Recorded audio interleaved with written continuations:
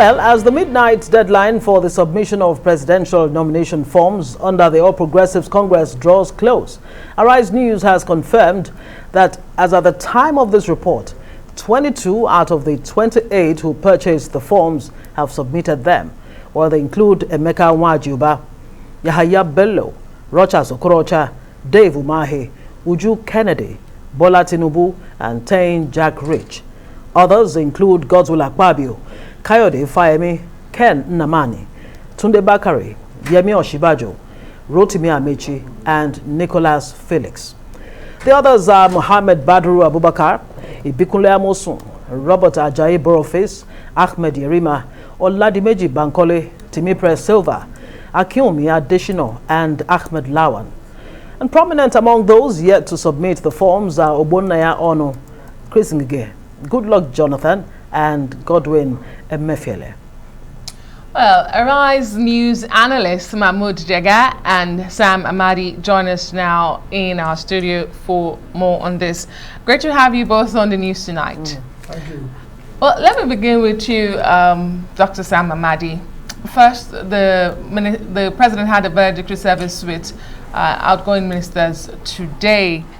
And moments after that, we saw Chris Ngige, Minister of Labour, Employment and Productivity, say he's withdrawing from the presidential race.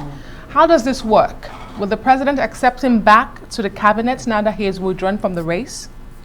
I think first, this follows the probably lack of orderliness in the whole arrangement. It looks like even the decision to get rid of these former ministers, if you like, was taken, in a hurry or taken as an afterthought. It looks like. So, what has happened here? Ordinarily, the validation session should have been for those ministers who are out of the cabinet because they are clearly indicated they are going to run the election. And here they have picked form, all of them, before the news, preprint said, look, you guys have to decide to resign or not. Initially, some of them were very, very, I recall some of them said, look, they're not resigning because they're not supposed to resign. And the president says, look, all of you have to go. So it looks, because of that afterthought, the lack of coherence and clarity, we're going to have a problem where someone who has been sent off, as it were, is saying, look, I'm not going to run again. So the question is he still in the cabinet? I think the smooth thing to do is for the president to relieve all those who have picked form. So if they didn't fill the form back, if they return the form, if they decide not to run, that's their business. And again, it suggests maybe some late-minute cost-benefit analysis. So you go back and say, look, 100 million could go. I stand zero chance, as many of them do actually, of winning this ticket. And I'm going to miss very important job of being a cabinet member for another 1 year. So late-minute, back of envelope calculation, it pays me better to bid farewell to this 100 million, see it as a seed to the party. If the party wins, I get back to action.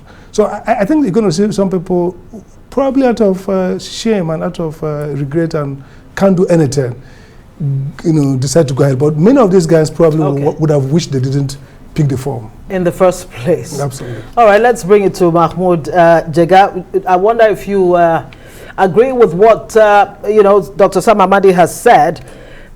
Are others more of pretenders or real contenders? And did it have to take President Muhammadu Buhari's directive that all his ministers who have declared interest in running for one office or the other have to resign? Did it have to come to this? And was this a second thought on the part of the president? Well, I agree with most of what Dr. Amadi said. For Dr. Ngige and possibly one or two other ministers to say they are withdrawing from the race now because they don't want to quit the cabinet sends a very bad political and moral message, because what you are saying is that without clinging to the ministerial seat, you do not stand a chance. So what was your intention in the first place? Was it to contest or to use the facilities of your office to pursue your political aspiration? Dr. Amadi was right. The whole thing was done in a clumsy manner because these ministers thought they could legally fight the constitutionality of the amendment to the Electoral Act which requires all political appointees to resign. And they were confident because the president showed sympathy for that position. He even asked the National Assembly to amend that section, which it refused to do. But now the president's concern is different. It's not even about the constitutionality or lack of constitutionality of Section 84, subsection 12. It is that a large number of his ministers and other political appointees have abandoned the work of state and are pursuing their political ambitions, apparently using state resources to do so. And it has ignited a lot of negative comments and has given the impression to the public that the administration is in disarray. That's why he came to this decision apparently at the last minute, which is what has caused all this confusion. People attended the valedictory session only to announce later on that they are not they are withdrawing from the race. So it's a mess. Indeed. Let's now look at those who have submitted their forms. Those seem to look like the contenders, away from the pretenders. And in no particular order, Dr. Sam Amadi, let's begin with the Vice President, Professor Yemi Osinbajo. Yep. Realistically, what are his chances in picking this ticket eventually? I think he has some significant chance. I mean, he's been traveling, campaigning, and getting good reception. Well, first, he has got a profile. He has got some degree of... he has not been tainted, so to say, and he could, in a way, claim that the failures of this government could do better because of the few time it acted, it shows some flash of brilliance and integrity. But look, if you do the delegate count, pledged and those available, it looks like maybe he will be playing second fiddle in real politics to the Asiwaju himself in the Southwest. Look at the Southwest, it's crowded.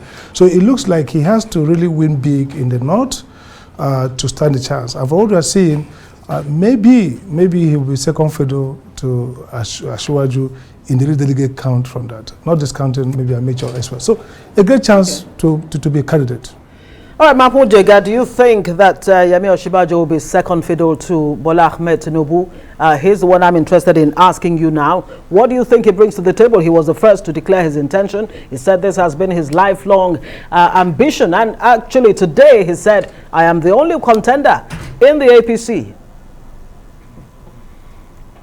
He's a very good candidate. He has been vice president for 7 years. And you can't be vice president for 7 years and not want to succeed to the presidency. But Dr. Amadi is right. Politically, he is not as firmly entrenched as Asiwaju Bola Tinubu, who was one of the founding fathers of the party, who has been campaigning virtually non-stop for the last 7 years, who is reputed to have a large war chest, and who has the backing of many governors in the Southwest and in the northern states. So it looks like he is the leading contender right now. Okay, Mahmud Jega thinks he's the leading. And let's again remind viewers of the latest development, those that have actually submitted their forms with the deadline drawing very close. Yep. They include Emeka Nwajuba, Yahaya Bello, Rochas Okorocha, Dave Umahi, Uju Kennedy, Bola Tinubu, and Tien Jack Rich. Well, others include Godswill Akpabio, Kayode Fayemi, Ken Nnamani, Tunde Bakari, Yemi Osinbajo, Rotimi Amechi, and Nicholas Felix. Others are Muhammad Badru Abubakar, Ibikunle Amosun, Robert Ajayi Boroface, Ahmed Yerima, Oladimeji Bankole, Timipre Silva, Akinwumi Additional, and Ahmed Lawan. Dr. Sam Amadi, let's talk about the aspirations of Emeka Nwajuba. Unfortunately, he was absent at the valedictory service today with President Muhammad Buhari. We're told he took absence, permission to be absent there. What are his chances? He's from the Southeast. I think three things probably mark him out. One is one of the youthful candidates together with Yahaya Bello, those candidates who probably embody more hope and politically untainted, but of course thin on profile. Apart from being a minister, a junior minister, he has been nothingness of note. He won to the House of Reps and quickly became junior minister. He ran before as a governor under Buhari's CPC, but didn't make much impact.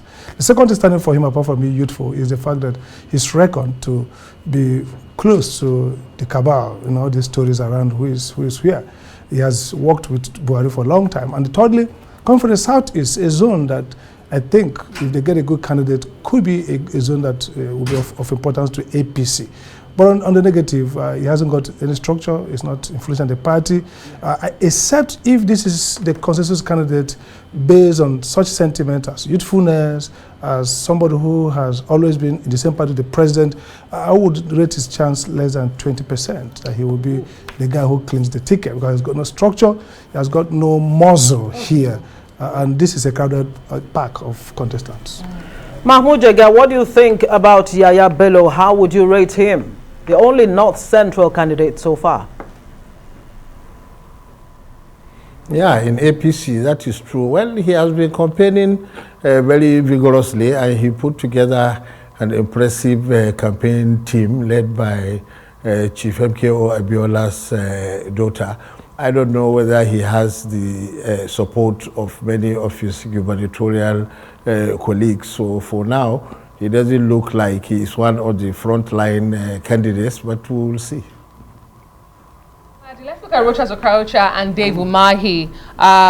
One is two-term governor and a senator, and of course we have an incumbent governor. Well, I think all from Southeast. Maybe look, I don't think Rochas is truly running to be president. I think he has the capacity, the resources, the money to be in the race. But clearly, his last statement talks about whoever the president wants. But Dave, more like it, has some records with infrastructure development. He's a sitting governor. He left PDP to APC. He could make some appreciable gains in the Southeast, particularly Ebonyi. But outside Ebonyi and some Southeast, Dave Umahi has no chance to be the candidate. On vote, I don't think he can be, except the president shows him in forcefully. Mahmud Jega, Uju Kennedy, well, some might call him a neophyte. Not many people would know that name. And Bola Tinubu, you talked about him briefly earlier. Let's talk about Bola Tinubu and Uju Kennedy. As you said, Uju Kennedy is a virtual unknown name in national politics, and probably she is in there for the experience. But Asiwaju Bola Tinubu is a very heavyweight candidate. There are many drawbacks against him, about the allegations of age and health and some previous scandals. But everything considered right now, he is the heaviest candidate on the APC scene. It's like he has the almost block support of the APC structure in the Southwest, and he also has substantial support among APC members in the North, particularly governors and some other powerful interests. So really, unless there is a major coalition probably supported by the president to stop him, it looks like he stands a very good chance of clinching the ticket. Dr. Sam Amadi, one thing we have noticed so far is a mixture of the recycled faces and the new faces. When you hear Etienne Jack Reach and Godswill Akpabio, how would these two gentlemen stand on the primaries to pick the ticket? Well, Etienne, whatever, I can't remember the name well. Jack Reach. Jack Reach. It's not somebody, it's not a real contender. Let's not duplicate him. Godswill Akpabio, rich, experienced, former senator, former two-times governor, very, very famous guy. But look, I don't think he has any chance of being the president of this country after Buhari. I don't think he win the ticket in the context of Fayemi, where Tinubu is there, and of course Amechi and other heavy hitters. I think he would have a respectable outing, but definitely I won't put my money on him. Mahmud Jega, would you put your money on Kayode Fayemi and Ken Namani? Kayode Fayemi from the southwest, Ken Namani, southeast. I will put my money on Dr. Kayode Fayemi as a very high quality candidate with very high intellect and with broad appeal in intellectual circles and beyond. He entered this race a bit late, even though in previous years he was mentioned as an aspirant but for some reason he seemed to take the back seat until recently when he waded into the race. So really, if it is quality that wins the race, Dr. Kayode Fayemi is probably one of the most qualitative people in this race.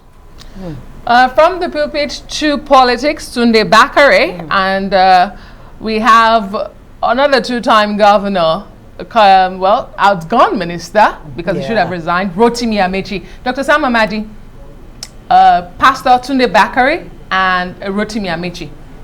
Tunde Bakare is running on prophecy and some maybe spiritual intuition. I mean, no, I'll give him zero chance. But Rotimi Amechi, yes, this is a heavy hitter. This is, apart from Bola Tinubu, Ahmed Tinubu, Rotimi Amechi is probably the other minister. He has experience. He has network. He has invested so much in this government, in the APC. He has some of the structure. So, if I put Tinubu 1, I'll put Rotimi maybe 2 or 3. So he's somebody to watch out for. He could be the dark horse. He has the capacity, and he could emerge. Nicholas Felix and Mohammed Badru Abubakar. Mahmud Jega, what are their chances? Sorry, the first name you mentioned, didn't get it very well. Nicholas Felix. Also, Nicholas Felix. Okay, that's the first name, yes. Is also a hardly known name in politics, probably stands no chance at all. Mohammed Badru Abubakar was a surprise entrant into the presidential race. He is about to conclude his second term as governor of Jega State. And you know, there are all these rumors that he is like a stalking horse for former President Jonathan. I don't know the truth of that, but he probably has some aces up his sleeve for him to enter this race at the last minute. And Dr. Sam Amadi, this person is seen as the president's close ally, a former governor of Ogun State, Southwest Nigeria, also a senator, Ibukunle Amosun, and then we also have Robert Ajayi Boroface. What are their chances? Well, Boroface, not much, even the respected technocrat. Amosu, president, maybe one of the closest persons to the president in this list, and a former governor, former senator, strong, had good records as a governor in Ogun State. But look, Ogun State is even packed enough. Too many in Ogun. The president, the vice president himself, and a couple of people, and Bakare himself. I think he has some chance, but definitely I'm not reckoning him to be the candidate. Except this is the candidate the president will kind of force everybody into. But based on primaries, based on protocol dynamics, I'm not going to put my money on him, even though he's close to the president. Mahmud Jega, how much chance do you think Ahmed Yerima has, former governor of Zamfara State, who says he will guarantee religious freedom? Of course, he brought Sharia law into the consciousness of Nigerians. And Oladimeji Bankole, former speaker of the House of Reps. What are their chances, both of them? Former Governor Ahmed Sani Yerima is a fairly controversial figure in national politics, as you said, because he was the main proponent of Sharia law in Zamfara State about 20 years ago. So that will make it a bit difficult for him to win broad support. And he has been out of gubernatorial office for a long time now, since 2007, although he has been campaigning almost non-stop in the last so many years, but possibly he is not regarded as a major contender now. Former Speaker of the House of Representatives, Oladimeji Bankole, is also a surprise entrant into the presidential race. He has not been Speaker for a fairly long time, and he has not been very visible on the national political scene since his tenure as Speaker ended. So possibly also he may not make much impact in this particular race. Yeah, so Dr. Sam Amadi, let me come to you. He's supposed to be former Minister of Petroleum Resources for State. Well, there are reports that he has not resigned. Timi Praise Silva. And we have the president of the African Development Bank, AFDB, Akinwumi Adesina. Timipre Silva is from the South-South. Akilme Adesina is from the South-West. What are their chances in picking the APC's presidential ticket? Well, the story at the point was that Timipre Silva is the unknown horse, the president's anointed. And then, of course, that's not, in terms of dynamics of election, I'm not going to think he has much chance. Especially in the South-South, where somebody like Mechi is also a candidate. So I won't put much on him. He has got good office as former Minister of State for Petroleum, and of course, maybe he has the ear of the president, but I won't bet on him. Then Adesina, a great guy who has nice following on Twitter and Facebook and so on. But look, there's former Minister of Agriculture. In about 8 years, about close to 8 years ago. But his profile is more about the bank CEO. But then the question is, I don't think he is going to be any force in this primary. On Facebook and Twitter, he'll be struggling with Okonjo-Iweala and maybe some of those fancy guys for who becomes the candidate on Twitter. But definitely on the political dynamics here, except this is president's special choice and the party leadership rise around him as a technocrat. But in terms of primary dynamics, he has got no footing. All right, Mahmud Jega, tell us more clearly about Robert Boniface, what he brings to the table. Does he stand any chance? And the president of the Senate, Ahmed Lawan, who came in, well, much, the latter part of all of the submission of forms. What do you think are their chances? Robert Boniface, I don't think he will be regarded as one of the major aspirants in this race. He is fairly lightweight politically. But the Senate president was a very, very surprised entrant into the race. He's already the third highest ranking official in the country. Nobody suspected over the years that he had presidential ambitions. And the other thing is that politically he is known to be very, very close to Asiwaju Bola Tinubu, who actually fought for him to become Senate president in 2015. So there are these rumors that possibly is also part of the Tinubu political package. That is the allegation, but we don't know whether Senate president will lend himself to a scheme like that. But that is the allegation, because he is known to be very close to Asiwaju Tinubu.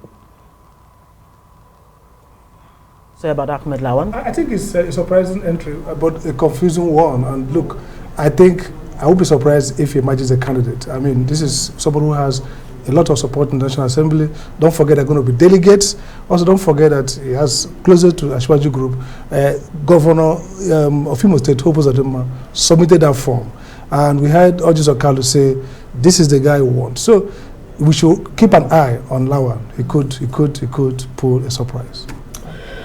All right, gentlemen, thank you so much for joining us. Very exciting one. Of course, we'll be looking forward to, as this gentlemen unfold with their plans for Nigeria come 2023.